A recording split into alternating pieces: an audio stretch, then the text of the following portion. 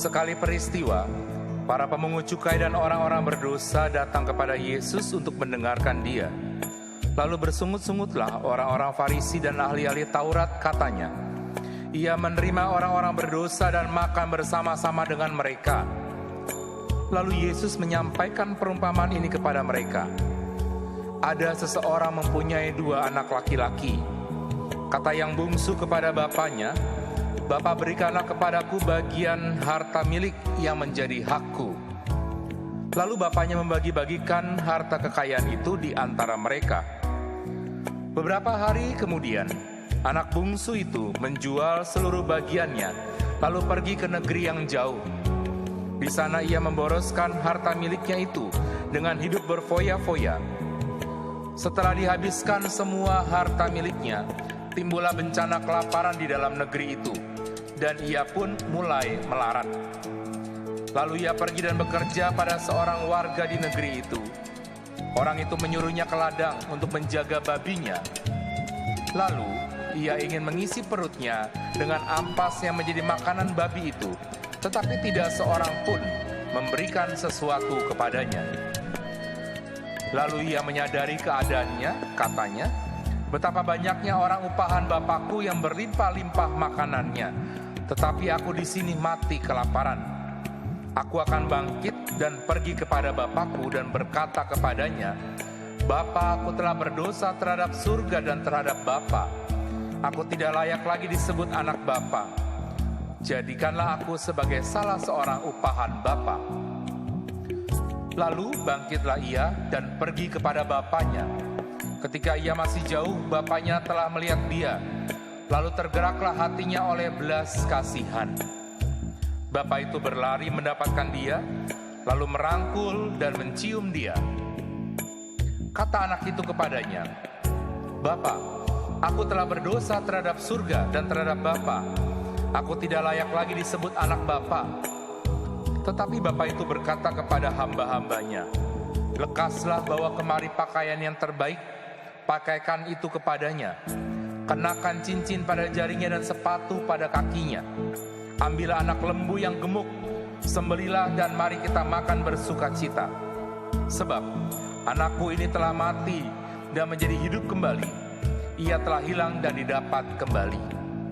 Lalu mulailah mereka bersukaria. Tetapi anaknya yang sulung sedang berada di ladang. Ketika pulang dan dekat rumah, ia mendengar suara musik dan nyanyian tari-tarian. Lalu ia memanggil salah seorang hamba dan bertanya kepadanya, apa arti semuanya itu?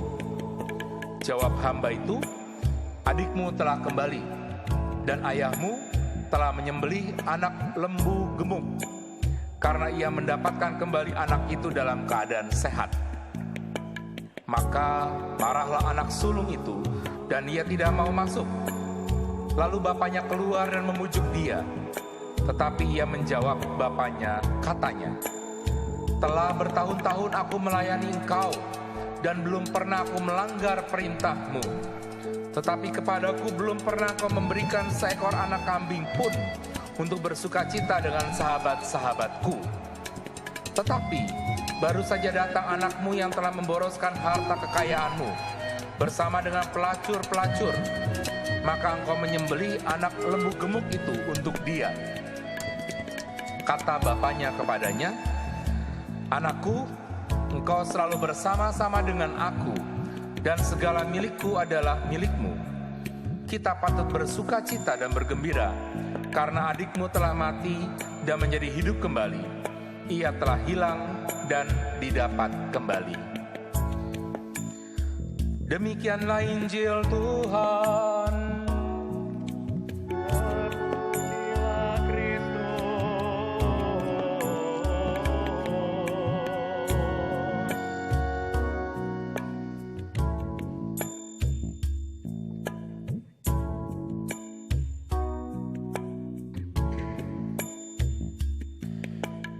Saudara-saudara yang terkasih, anak-anak sekalian, hari Minggu keempat masa Prapaskah biasa disebut sebagai Minggu Sukacita. Kita diajak bersukacita bersama Allah Bapa yang bersukacita atas anak-anaknya yang kembali pulang ke rumah Bapanya. Mereka yang bertobat kembali kepada Bapa di surga. Hal itu diungkapkan di dalam perumpamaan Bapa yang baik, baik kepada anak yang nakal yang pulang maupun anak yang sombong, seperti yang digambarkan dalam diri si sulung. Di dalam bacaan hari ini punya latar belakang bahwa ahli-ahli Taurat dan orang Farisi bersungut-sungut kepada Yesus ketika mereka melihat Yesus makan bersama dengan orang-orang berdosa. Ahli-ahli Taurat tidak suka Yesus makan bersama orang berdosa, pemungut cukai, dan orang buangan. Menurut mereka, mengajar agama sekaligus bertindak seperti itu adalah tindakan yang memalukan. Tidak boleh untuk seorang rabi atau guru berbuat demikian. Yesus ingin menunjukkan bahwa gagasan ahli Taurat dan orang Farisi tentang Tuhan itu keliru.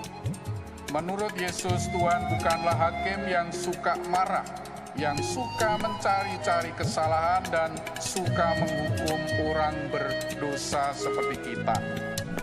Yesus juga mau menunjukkan bahwa kepada mereka bahwa Allah adalah Bapa yang penuh belas kasih, yang mengampuni pendosa yang bertobat, mengasihi mereka, dan mengendaki agar semua orang diselamatkan, yang sulung maupun yang bungsu. Itulah mengapa Yesus menceritakan perumpamaan yang kita dengarkan hari ini. Perumpamaan ini adalah kisah seorang ayah dengan dua putranya. Tanpa menunggu ayahnya meninggal, si bungsu dengan nakal meminta bagian warisannya. Ini sesuatu yang buruk dalam budaya orang Israel. Seolah mengatakan, "Bapa, bagi saya kamu sudah meninggal, kamu sudah wafat." Lalu si bungsu meninggalkan tugas dan tanggung jawabnya, pergi ke luar negeri, menghabiskan uangnya dengan kejahatan, dengan para pelacur.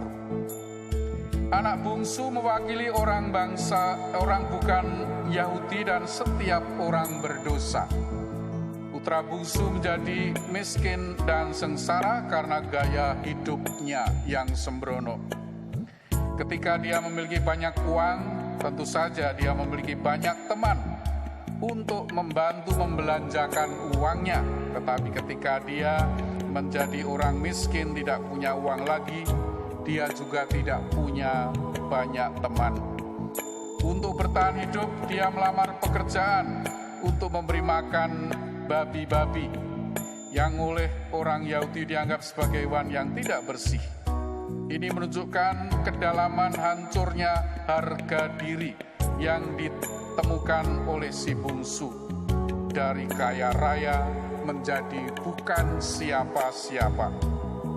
Setelah sadar, dia ingat rumah yang indah yang dia tinggalkan dan memutuskan kembali kepada bapaknya, mohon belas kasihan. Ketika dia merasakan penyesalan mendalam, dia kembali kepada bapaknya, mohon pengampunan yang tulus. Dia ingin diperlakukan sebagai hamba saja, tetapi bapaknya memulihkan martabat aslinya sebagai putra. Dosa menodai status khusus kita sebagai anak-anak Allah dan membahayakan hak kita sebagai pewaris kerajaan surga. Dosa terjadi ketika kita tidak puas akan hubungan kita dengan Tuhan dan mencari kebahagiaan dalam hal-hal duniawi belaka. Dosa adalah keputusan sadar untuk meninggalkan kasih Allah dan menemukan berhala dalam hal-hal yang diciptakan seperti uang, kekuasaan, prestis, harta benda lainnya. Dosa memang menjanjikan kesenangan, kegembiraan, dan kepuasan. Tetapi ada saatnya tiba kita merasakan kesedihan dan kekosongan dalam hidup kita. Maka kita lalu berdiri kembali pada Bapa Allah kita dan berkata, kami mohon ampun. Hanya dengan mohon ampun yang tulus, kita bisa merasakan kembali pelukan penuh kasih dari Bapa surgawi kita. Bapa dalam perumpamaan tadi adalah Tuhan sendiri. Kasih dan belas kasihan Bapa melimpah atas kedua putranya. Dia bisa saja menolak permintaan si bungsu, tetapi dengan berat hati memenuhi permintaan si bungsu. Dia mencintai putra bungsunya dan ingin membuatnya bahagia di rumahnya, tetapi dia tidak mau memaksakan cintanya. Bagi Bapa, cinta tulus itu harus merdeka, tidak dipaksakan. Sementara si bungsu menghambur-hamburkan semua uangnya dengan hidup nakal, dia selalu menunggu kepulangan si bungsu. Berjam-jam dia menunggu kepulangan putranya setiap hari di depan rumah. Dan saat melihat putranya, sang ayah berlari menemuinya. Ini sesuatu yang tidak biasa dilakukan oleh seorang ayah Yahudi. Ayah itu melepaskan martabatnya, tampak sebagai orang bodoh di depan umum. Semua demi anak yang tidak berguna, anak yang tidak berharga, yang dengan jahat, nakal, berharap ayahnya mati dengan meminta warisannya terlebih dahulu. Dan yang telah membawa aib atas dirinya, keluarganya dengan hidup nakalnya. Bapa itu berlari, ini gambaran yang jarang kita temui. Biasanya seorang ayah, seorang kepala rumah tangga di zaman Yesus tidak berlari seperti itu. Seseorang yang sangat penting tidak lari, biasanya orang lainlah yang lari kepadanya untuk melakukan apa yang dia kehendaki atau melaksanakan perintahnya. Bagi orang seperti itu, lari berarti membuang harga diri. Tuhan hanya ingin semua orang kembali ke rumah surgawinya, karena orang-orang saleh dan orang berdosa sama-sama anak-anaknya. Dia adalah Bapa yang sangat berbelas kasih, yang tidak mempermasalahkan betapa berdosanya kita. Anak sulung ada simbol bagi orang Yahudi. Anak sulung itu egois, cemburu, menghakimi, dan kebenciannya menunjukkan dengan jelas ketidaksempurnaannya. Orang Yahudi yang sombong di sisi lain percaya bahwa mereka saleh dan bersih dan setia pada hukum. Jadi merekalah yang merasa berhak mewarisi milik Bapa. Mereka tidak dapat menerima kenyataan bahwa saudara-saudara yang hilang, yang lebih muda, orang-orang bukan Yahudi dan pendosa akan diterima sebagai bagian dari anak-anak Allah. Mereka tidak dapat menerima kenyataan bahwa Bapa telah menerima orang-orang bukan Yahudi dan orang-orang berdosa sebagai bagian dari umat Allah. Mereka tidak dapat menerima kenyataan bahwa Bapa bahkan mempersembahkan anak lembu tambun, lambang Mesias Yesus Kristus, untuk merayakan kembalinya para pendosa kepada Bapa. Seringkali kita juga seperti anak sulung yang tak kenal ampun. Terkadang kita merasa benar sendiri dan mudah mencari kesalahan orang lain, bukan? Kadang-kadang kita juga menghakimi dan cepat mengutuk orang lain. Tampaknya ketika Tuhan melihat kita, Dia menutup satu mata agar tidak melihat bagian buruk kita.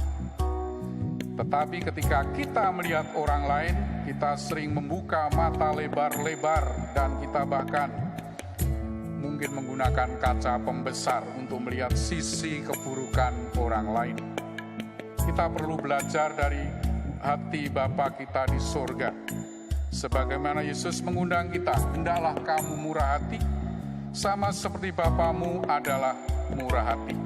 Di masa tobat, masa prapaskah ini, Pertanyaan yang sangat penting bukan tentang berapa banyak dosa yang kita lakukan atau seberapa besar dosa kita. Pertanyaan terpenting adalah apakah kita cukup rendah hati dan tulus menyadari kenakalan kita seperti si bungsu atau kesombongan kita seperti si sulung, lalu mohon ampun dan belas kasih Tuhan. Dengan keyakinan itu marilah kita lanjutkan perayaan Ekaristi kita.